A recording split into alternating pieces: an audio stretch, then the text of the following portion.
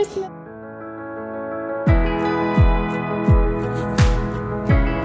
Hello guys, Happy New Year, Happy Holidays.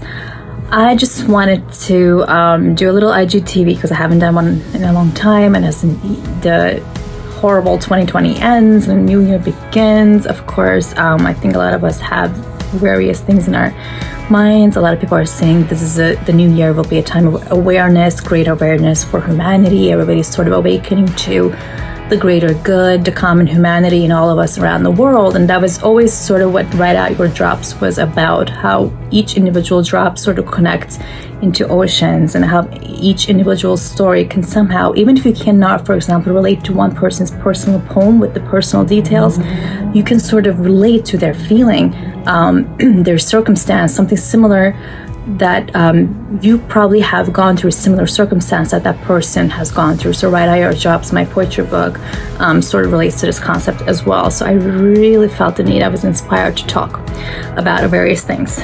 So I hope you have a couple of minutes to listen, and I hope you can share with me what you feel were the biggest takeaways from 2020, despite the tragedies, despite the horrible pandemic. May God rest everybody's souls who have passed on, and hopefully we can all be protected. One, I think casual daters have realized, ideally, the faultiness of their ways. I think they realize the value of having one person to get to really know, and have them in turn get to really know them. Because of the forced quarantine and because of the social distance and the lack of the bar scene as it was before, etc., etc. I think I saw and witnessed a lot of casual daters sort of settling down during this period, and also a lot of couples having babies and forming families, and just a lot of family making happen during this period. So casual daters, beware of a post-2020 world. I think that's one. I think a lot of casual daters were actually in not committing to one person. I think they were also not committing to themselves, because they were running away from somebody getting to know the real them. After the whole facade of the fun version of themselves had been discovered by somebody, they sort of moved on to the next. But through the quarantine, I think a lot of them realized the value of having one true person commit to them, and having them also commit to the other person first, by committing to themselves and accepting themselves and loving themselves for who they truly are, in order for them to learn to love another in return. So I think that was one. Two, greater domesticity, of course, and value of the home. So I think a lot of us are moving to places that are bigger, to, realizing the value of being home more. So we're trying to redecorate the house to make it simpler, bigger, if we can't afford it, of course. A lot of people are realizing the value of being home, naturally because of the forced quarantine, but I think it opened up a lot of insight in a lot of people in terms of the value of their home. If you look at ancient people, and even just people in history, a lot of villages, I think they sort of had it right, the simple living. Like think of like farm living, think of village living. A lot of people were home, just families, closeness of families, with social distance, from the next village or from the next house. And just having the value of being home rather than just always going out to escape. So you can just sort of escape now with the internet. So a lot of people are at home more, and I think they're also realizing the value of that home life that a lot of villagers and farm people just had right from the beginning, perhaps. That's no need to elaborate, just the value of family, value of those living with you, whether your family is your friends, your roommates, people with whom you're sharing your life. That's your family.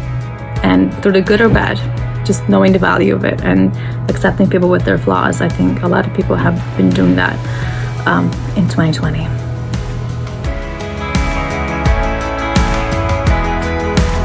Number 4, rediscovering your authenticity.